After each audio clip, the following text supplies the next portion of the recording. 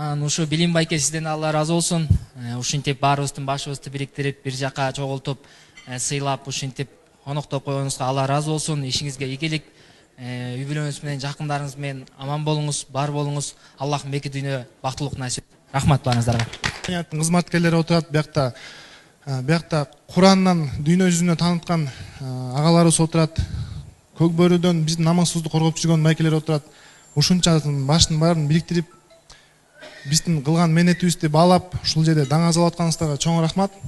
Ушунчалык Кыргызстандын астына башы көрүнгөн жигиттерди баарын, кыздардын баарын чакырып, ушинтип ынтымакта чай берип отурасыз. Сизге бул бир эле жолу эмес, буга чейин дагы спортту колдоп, жана ушундай Кыргызстанды таанытып аткан жигиттерди колдоп, умрага жана башка белектерди берип келатасыз.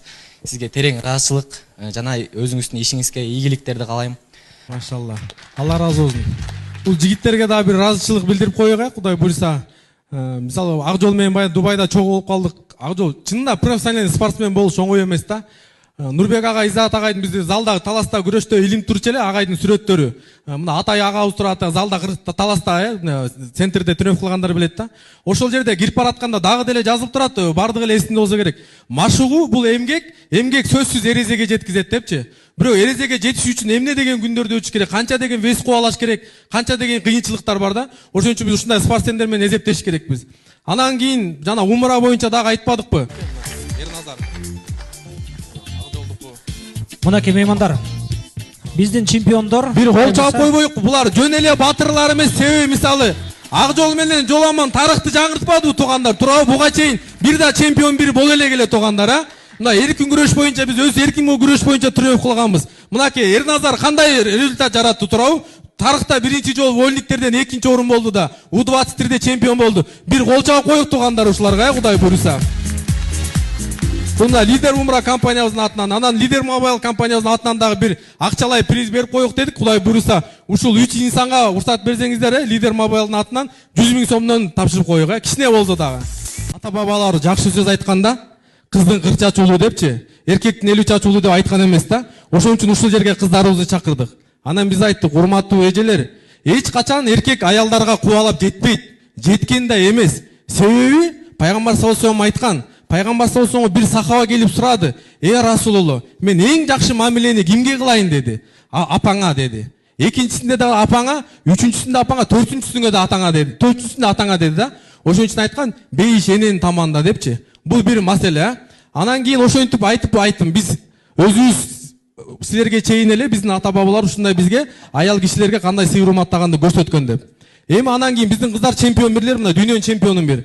Анан тилекке каршы соцсеттерде комментарий жазган чемпиондор бар. Негатив жазгандар боюнчачы. Анан кээ бирлер айтат, сиз өзүңүз намаз окуп туруп эле кыздардын күрөшүн колдой бересизби депчи. Мен мындай айтам. Пайгамбар саллаллаху алейхи вассалам 10 адамды кызмат кылып динге алып келсе, 9-ун кызмат кылып адеп акылак менен алып келген да.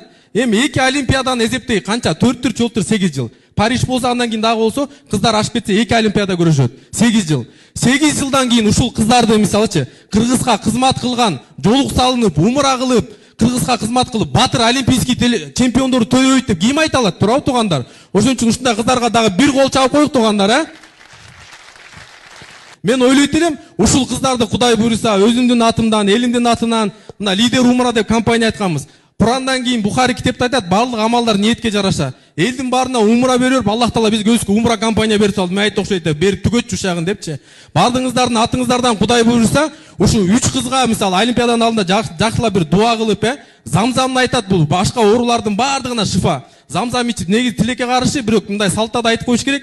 Замзамды барганда Кабага Кудай буйрса, баргандар билет, Кабаны карап туруп ичебиз да. Туруп дуа айтып ичебиз. Тилекке каршы бизде мындай диндин душмандары ушундай кылып койгон, тойлордо арак кармап туруп тоз айттырып койгон да. Тилекке кээ бир олимпийский чемпиондорубуз келип атат. Ошо аракты карап, давай Акжол чемпион бол. Каяктагы чемпион, каяктагы дуа кабыл болот. Алланын өкүмү сынап аткан болсо. Ошон үчүн ошактан барып Замзамдан ичип, Алланын баскан жерине кадам коюп басып келсин деп, ал жерде Аллах Таала даражаларды көтөрө турган жер.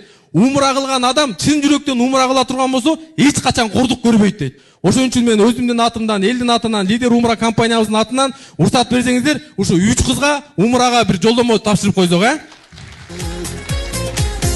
Қол шабар болсын.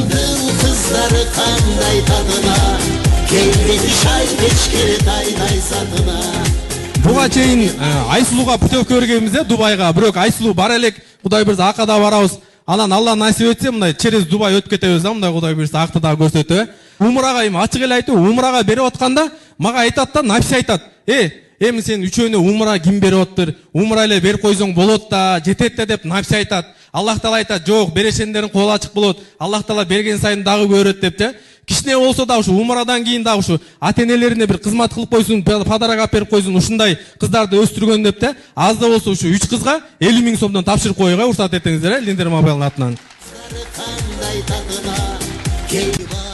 Анан 3 кызга айта кетели биз дагы. Аллах Таала бул умрага, ажылык сапарга бай адамдарды же белгилүү адамдарды чакырып айтканда өзүнүн сүйгөн кулдарын чакырат экен. Ошондуктан ушул умрага сиздер жолдомону алдыңыздар, ниетти бекем кылып, эми даярданыңыздар. Аллах Таалам силерди насип кылсын, чындап барып келгенге. Алла разы болсун. Сүрөткө чыгып койсун, сиздер кол чабуулар болсун. Кыргыздын улуу машыктыруучусу келатканда алаганды бир катыга туралы.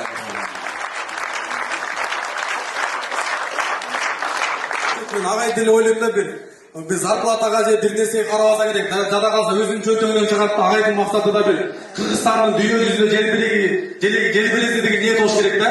Баягы эме болгондо билекелерин буюш боюнча Азат агайга умрага жолдомо бергенбиз, агай сиз агайдын кызматы кыргыз үчүн өтө кымбат. Биздин кыздар алгачкы эч тугу жетпеди го чиркет. Агайды колдоп барышат да кыздар. Агайга бир кол чаап койбойбу дагы, туугандар.